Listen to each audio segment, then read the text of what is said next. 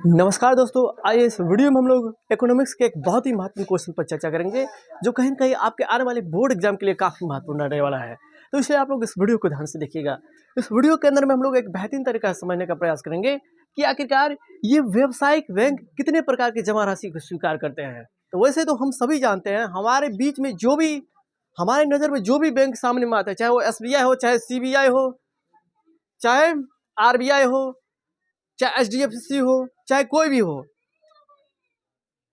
कोई भी बैंक एक तरह का व्यावसायिक बैंक ही होता है। कोई भी बैंक का मकसद एक तरह से बिजनेस व्यापारी होता है। चाहे कम रुपया तुमसे इंटरेस्ट लेगा, कम रुपया पे ब्याज लेगा, कम रुपया पे देगा तुमको लोन, लेकिन लेगा तो कहीं ना कहीं 21% पे देगा, 1.5% पे देगा, 0.5% पे देगा, लेकिन कहीं ना कहीं वो तो लेगा तो रकम कुछ ना कुछ लेगा।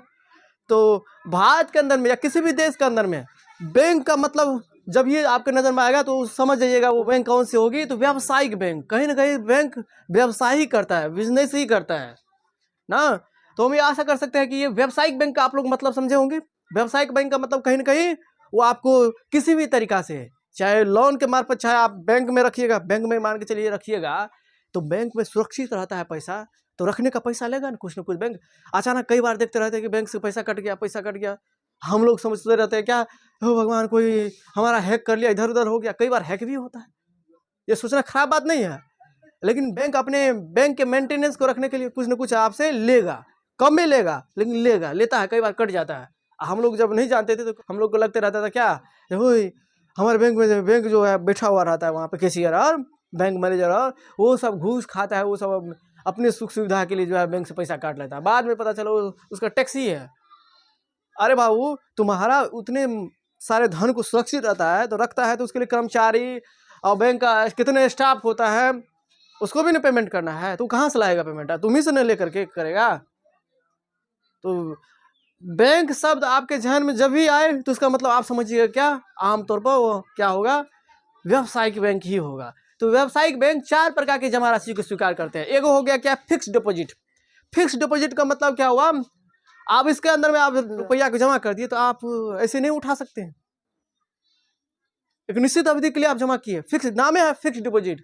आप कहिएगा यहाँ पे जो हम कि कुछ उठा लेते हैं, जमा किए, फिक्स डिपॉजिट कर दिया, फिर कहिएगा कि हम फिर उठाएंगे, ऐसे नहीं होगा। लेकिन यहाँ पे लिखे हैं नाम है फिक्स डिपॉजिट।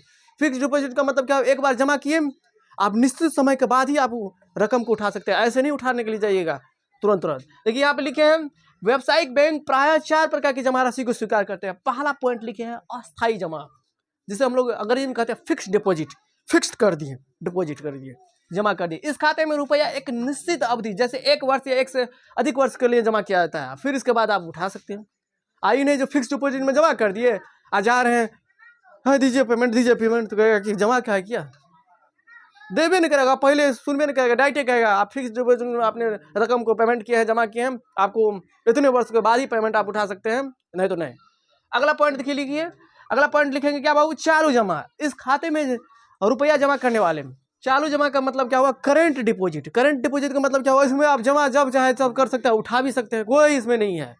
ये बड़े बड़े उद्योगपति के लिए, बड़े बड़े लोगों के लिए क्या होता है, ये चालू जमा को राशि को स्वीकार करते हैं। बड़े बड़े उद्योगपति, बड़े बड़े व्यवसाय जो है, वो जाएगा फिक्स डिपॉजिट करने के लिए, या वो जाएगा दूसरे तरह का संचय और आवर्ती के लिए, नहीं जनरली ये करंट डिपॉजिट का इस्तेमाल करेगा।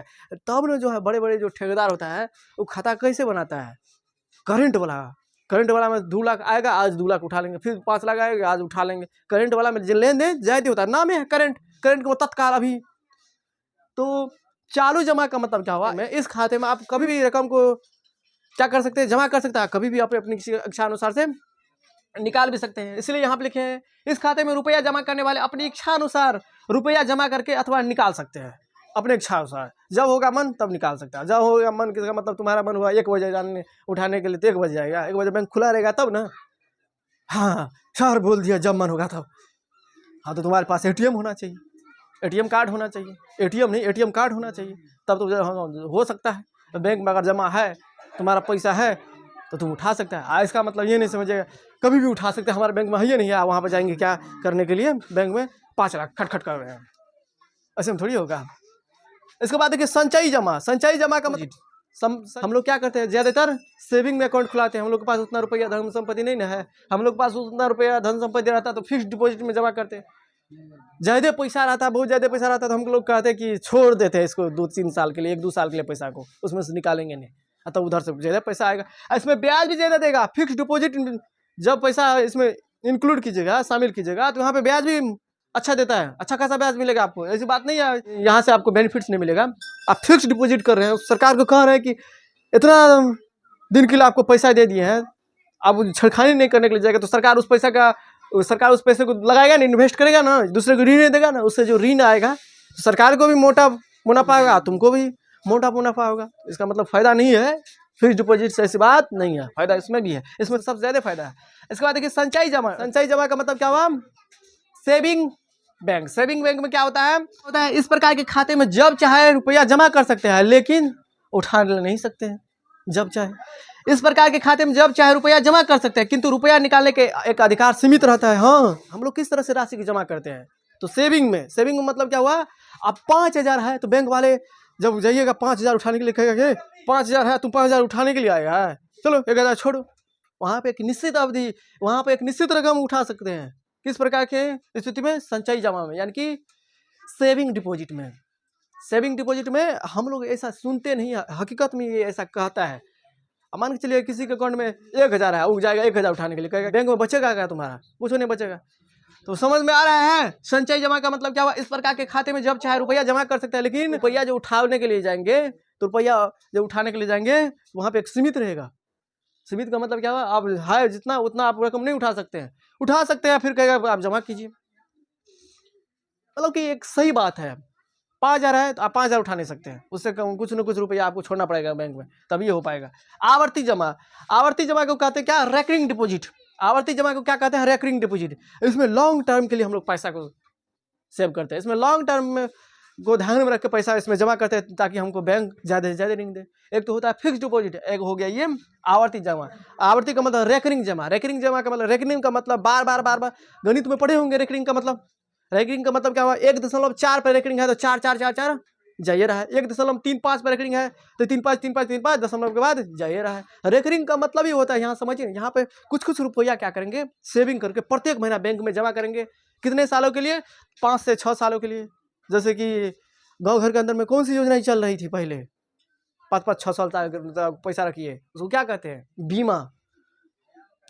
बीमा देखते हैं ना, कई प्रकार के बीमा, वही है यहाँ पर। बैंक में भी बीमा होता है, ऐसी बात नहीं है। आवर्ती जमा जिसको कहते हैं हम लोग, रेकरिंग डिपॉजिट। तो यहाँ पर भी हम लोग क्या करते हैं, कुछ रुपया को बैंक में प्रति माह ट्रांसफर करते हैं, हम लोग जमा करते हैं, और 5 से 6 साल के लिए इस तरह से करते हैं। फिर इसके बाद एक मुश्त पैसा आता है, आपको रकम जोड़ के ज़्यादा पैसा देगा, ब्याज जोड़ के। तो हम ये आशा कर सकते हैं कि आप लोगों ने इसको भी समझ लिए होंगे। देखिए ना, आवर्ती जमा में रेकरिंग डिपॉजिट करते हैं इसको क्या कहते हैं, सेविंग डिपॉजिट। इसको क्या कहते हैं, करंट डिपॉजिट। इसको क्या कहते हैं, फिक्स डिपॉजिट। अंग्रेजी शब्द को भी ख्याल में रखेंगे। तो रेकरिंग डिपॉजिट में क्या होता है बाबू, 5 से 6 साल के लिए या उससे अधिक साल के लिए भी क्या कीजिएगा, प्रत्येक मंथ क्या करेंगे, कुछ जमा राशि। जैसे कि शहर में एगो खाता चलते रहता है, इतना रुपया, मान के चलिए शहर वाला सब दुकान चलाते रहता है। शहर में लोग सब जनरली वही नहीं करता है, बिजनेस व्यापार नहीं करता है। वहाँ पर क्या करेगा, हर दिन बिजनेस व्यापार किया, जो भी रुपया हुआ क्या करेगा, कुछ न कुछ रुपया डेली क्या करेगा, वहाँ पे बैंक में जमा करने का प्रयास करेगा। ऐसे 5-6 साल करता है। 5-6 साल के बाद आपको उसको मोटा रकम देखने को मिलता है।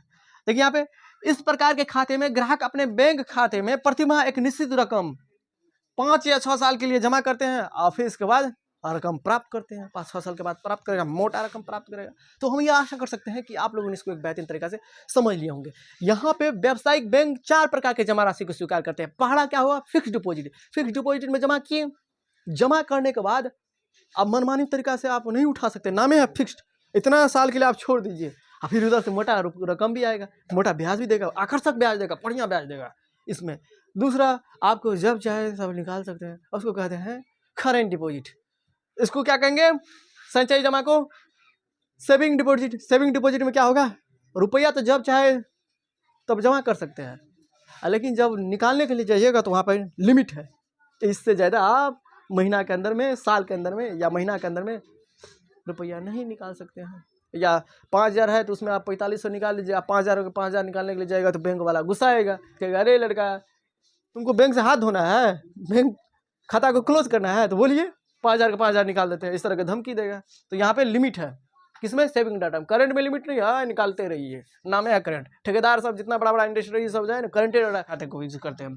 संचयी जमा, संचयी जमा का मतलब क्या हुआ? यहाँ पे कलेक्ट करेंगे पैसा को, कलेक्ट करेंगे, जब चाहे रुपया जमा कर सकते हैं, लेकिन एक लिमिट रहता है यहाँ पे संचयी जमा में। आवर्ती जमा का मतलब क्या है? रेकरिंग, यहाँ पे कुछ कुछ रुपया जमा करेंगे प्रत्येक महीना और 5 से 6 साल हो जाएगा, तब उसके बाद एक बार उठा लेंगे, हो जाएगा मोटा रकम, घर बना लेंगे, इधर उधर चुदर उधर कर लेंगे फिर।